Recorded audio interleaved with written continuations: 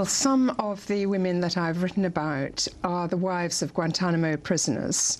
One in particular, who's like chapter 1 of the book, is one of my closest friends, and I kind of lived alongside her and her children through a very long period when her husband was in Guantánamo, and she had absolutely no information about why he was there, when he might come back, no contact with him whatsoever. And a second woman who I know very well, her husband is still in Guantánamo after 11 years, and he's one of the 86 people who were cleared in that task force report that President Obama ordered very early on by very senior intelligence and military people. And those 86 people, which of course included a lot of Yemenis, but it also included this British resident, Shaka Arma, who, having been cleared as innocent, everybody expected him to be released. The British government has also asked for him, but President Obama has not managed to release him. And do you know why? Well, there are many reasons. There are the roadblocks put up by Congress, these rules that the Secretary of State has to certify the person will never do a terrorist act. Our government has to certify, which they have said they were certainly prepared to do. And I think it's important to remember that we've had 14 people come back to Britain from Guantanamo Bay, and never any one of them has done any tiny infraction of any sort.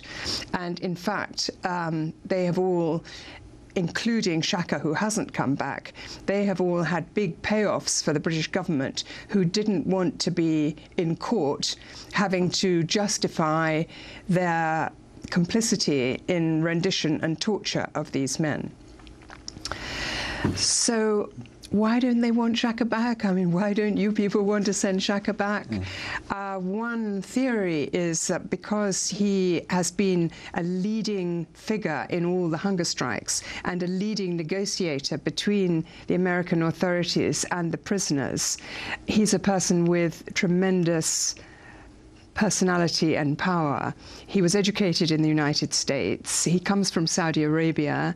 He lives in Britain and has a British family, so he covers all the bases. How was he taken to Guantanamo? Where was he picked up and when? He is one of the many people who were picked up as a response to the Americans dropping leaflets offering bounties for any foreigner that Pakistanis or Afghans turned over. So Shaka was sold to the Americans. He had been living in Afghanistan with his young family, like Mozambique, in fact in the same house, and they had been building girls' schools and digging wells. And it was as charity workers that they were there, and that's completely uncontested by anybody. So after being sold, he was then tortured. Who was he sold by? He was sold by different groups. At that moment after the American bombing, there was a proliferation of different armed groups who picked up these different people as a money-making enterprise. And it's not clear who sold him to who and how he ended up first in Kandahar, Bagram, and then in Guantanamo Bay. And in Kandahar, that was when? This was in 2002. So he's been held for more than a decade. Yeah, he's been held for 11 years, essentially. Can you read the letter he has gotten out, and how did he get this letter out? Well, this letter is particularly poignant now when the hunger strike is going on, because he wrote this in a much earlier hunger strike and sent it to his wife, Zanira, who's chapter 2 of my book. And I always think of the impact of sitting in your very own living room with your little kids around you and receiving this letter from your husband. So I'll read the letter now. I am dying here every day, mentally and physically. This is happening to all of us. We have been ignored, locked up in the middle of the ocean for years. Rather than humiliate myself having to beg for water, I would rather hurry up the process that is going to happen anyway. I would like to die quietly by myself. I was once 250 pounds. I dropped to 150 pounds in the first hunger strike. I want to make it easy on everyone. I want no feeding, no forced tubes, no help, no intensive assisted feeding. And this is my legal right. The British government refuses to help me. What is the point of my wife being British? I thought Britain stood for justice, but they abandoned us, people who have lived in Britain for years and who have British wives and children. I hold the British government responsible for my death, as I do the Americans. Now, since then, the British have asked for him many times. That was 2006. This was 2006. But one of the things I find so poignant about this letter and thinking about now, he thought then that he would be able to die.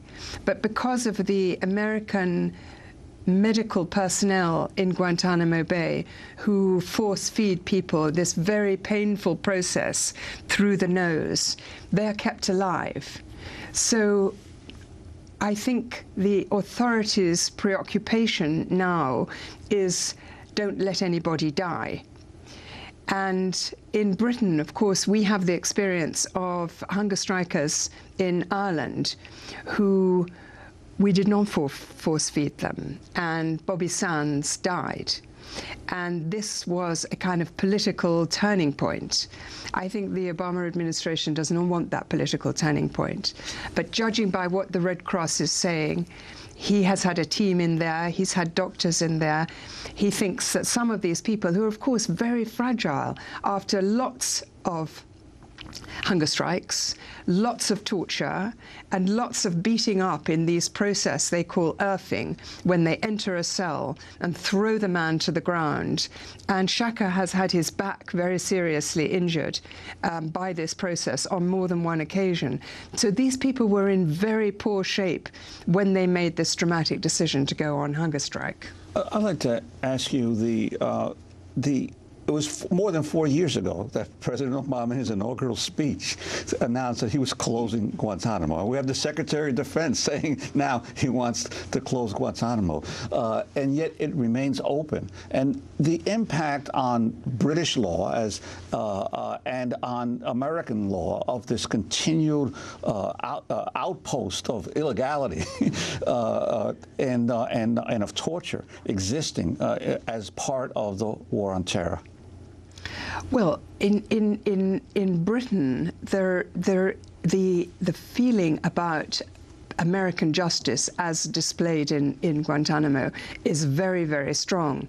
And I know from other former prisoners or families of former prisoners in places like Kuwait, or indeed there are still some Kuwaitis in there, everybody who's been caught up in this, the reputation of American justice has had such a total body blow, and it gets worse every day. It's really like a running sore.